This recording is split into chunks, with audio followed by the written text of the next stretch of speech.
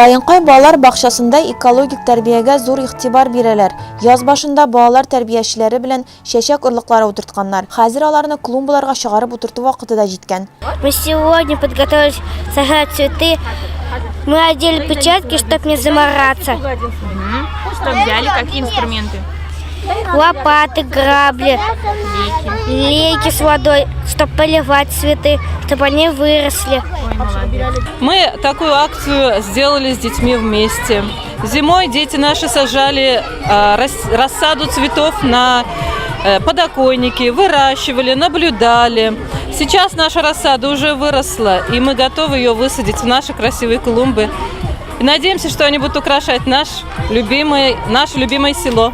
Балалар бакчасы Татарстанның экология һәм табигый ресурслар министрлыгы белән актив эшли. Чәчәкләр утырту көненә министрлык вәкиле нарат агачы үсентесе алып килгән иде. Алар өчен шулай ук махсус урында әзерләгәннәр. Ребят, а если мы будем ухаживать, если мы сейчас посадим деревья? Будем?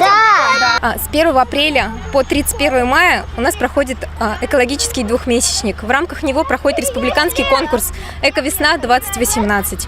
Акциядә Кояшкай балалар бакчасы балалары да катнашты. Алар газон үләнен чәчтеләр. Для чего мы, ребятки, сажаем эту газонную траву? Для чего она нам? Кислород.